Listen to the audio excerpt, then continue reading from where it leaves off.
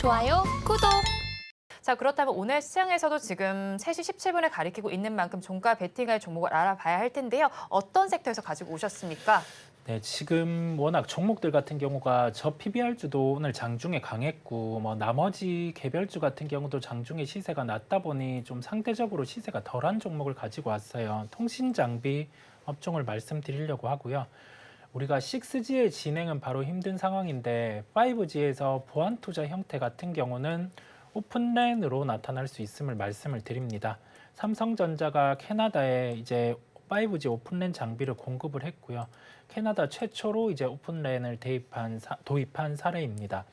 원래 통신 장비 같은 경우가 하드웨어, 그다음에 소프트웨어 같은 경우를 동일 회사를 써야 하는데 오픈랜 같은 경우는 다른 회사를 써도 되는 그런 구조임을 말씀을 드리고요. 6G 이전에 바로 6G로 넘어가기보다 5G의 보안 투자 형태로 오픈랜 같은 경우가 계속 부각이 될 수 있음을 기억하시면 되겠습니다. 그랬을 때 각 통신 장비 업체가 오픈랜 컨소시엄을 구성을 했어요. 그랬을 때 해외 수주가 나올 수 있는 그 컨소시엄 안에 있는 우리나라 통신 장비 기업들 같은 경우를 주목해 볼 필요가 있겠습니다. 네, 통신 장비 기업을 주목해 볼 필요가 있겠다고 말씀을 전해 주셨는데 어떤 종목을 제가 바라보면 좋겠습니까? 종목은 솔리드를 말씀드리려고 합니다. 솔리드 같은 경우는 우리가 대표적으로 실적을 보더라도 올해 예상되는 영업이익이 한 480억 정도가 됩니다. 이 480억의 실적을 놓고 시가총액은 지금 3,985억 정도의 거래가 되고 있어요.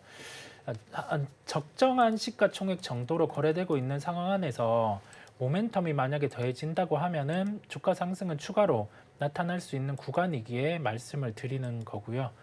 우리가 아까 말씀드린 그 오픈랜의 컨소시엄 형태를 봤을 때 솔리드는 NTT 도코모와 오픈랜 컨소시엄에 함께 속해 있습니다. 그래서 실제 해외 수주가 나타날 수 있는 구조, 그 다음에 일본 쪽에서도 지금 5G 보안 투자가 나와야 되는 상황이다 보니까 이게 5G에 대한 장비주를 기존의 형태로 막 이렇게 수주가 나오기보다는 오픈랜 형태로 나올 가능성이 높음을 기억을 하시면 되겠습니다. 그런 부분을 대입을 해서 종가 매수의 특성상 박스권의 상단 구간인 6,800원을 목표가로 제시해 드리고요. 손절가는 6,000원을 제시해 드리는데 이 가격대는 61선을 이탈하는 가격이기에 손절가로 함께 말씀을 드립니다. 종가 베팅할 정보로 솔리드 제시해 주셨고요. 목표 주가는 6,800원, 손절 라인 6,000원 잡아주셨습니다. 자, 그렇다면 PB님께서는 어떤 섹터에서 종가 베팅할 종목 가지고 오셨습니까? 저는 비대면 진료입니다. 오늘 초반부터 강하게 올라가지고 이게 시세가 오늘 마무리가 될까 참 많이 고민을 했는데요. 케어랩스가 조금 전에 상한가에 갔습니다. 그게 의미하는 건 시세가 죽지는 않았다라고 하는 것으로 저는 보여지고요. 그렇다면 기타 종목들, 유비케어나 인성정보 이런 기업들의 주가도 한 번 정도 더 기대를 해볼 수 있지 않을까 그렇게 생각을 하고 있습니다. 지금 비대면 진료, 넓게 보면 원격 진료 이 모든 것들에 대한 필요성은 우리가 많이 느낍니다. 정부 차원에서도 이에 대한 지원과 또 시장에 빨리 접목되기를 바라고 있는 그런 분위기인데 거기에 지금 의사들의 파업 이게 맞물리면서 관련된 기업들의 변동성이 정말 크게 커졌습니다. 진로에 대한 제도화가 조금씩 이어지고 있는 그런 분위기입니다.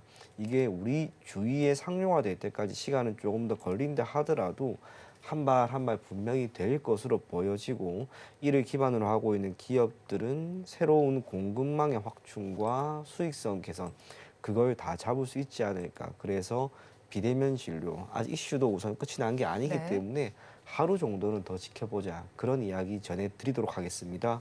네, 비대면 진료와 관련해서 하루 정도 더 지켜보자고 전해 주셨는데 종목은 어떤 걸 바라보면 좋겠습니까? 인성정보입니다. 케어랩스도 있긴 있는데요. 우선 이 종목은 너무 떴기 때문에 잡을 수 없고요. 인성정보 같은 경우에는 IT 인프라나 헬스케어 사업을 영위하고 있습니다. 실적도 상당히 괜찮아졌습니다. 지난해 기준 매출액은 전년 대비 16% 증가한 3,659억 원이고 영업이익은 전년 대비 80% 증가한 52억 원 수준입니다. 기저에는 국내에 커머셜 사업에 대한 수주가 확대되었다는 것과 공공을 기반으로 하고 있는 클라우드 전환 프로젝트 등이 모두 드러나고 있는 그런 모습입니다. 비대면 진료 관련 종목으로 엮인 건 헬스케어 부분입니다. 이 헬스케어 사업을 영위함에 있어서 종속회사 하이케어넷이라고 하는 회사가 현 시점에서 관련된 디바이스와 플랫폼에 대한 생산을 꾸준히 해 나가고 있고요. 거기에 지금은 이슈까지 붙어서 주가의 변동성이 나오고 있습니다. 우리가 원격 진료라고 하는 것이 아직은 생소합니다. 의사의 필요성을 더 많이 느끼는 거죠. 하지만 이번 일은 계기가 될 수가 있습니다. 정부가 이 원격 그리고 비대면 진료 여기에 대한 필요성을 더욱 느꼈고 조금 더 시장의 접목이 될 수 있도록 저는 지원을 해 나갈 거라고 생각을 합니다. 그렇다면 앞서 이야기한 것처럼 인성 정보 또한 주가는 결국 실적이라고 하는 강한 모멘텀을 토대로 움직일 수 있다는 점에서 여기가 끝은 아니지 않을까 그렇게 생각을 하고 있습니다. 기술적으로도 조금 볼 필요가 있는데요. 인성정보가 240일 신고가를 오늘 돌파했습니다. 지난해 금요일에 우선은 상한가에 갔다가 오늘 한번 갭을 이렇게 강하게 띄웠고 23%나 오른 뒤에 음봉이 나오고 있습니다. 하지만 대장주가 지금 죽지가 않았습니다.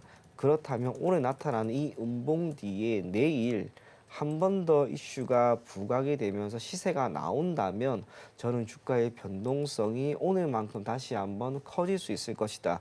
그렇게 생각이 됩니다. 목표 가격은 대략 6,250원 정도를 제시해 드리겠고요.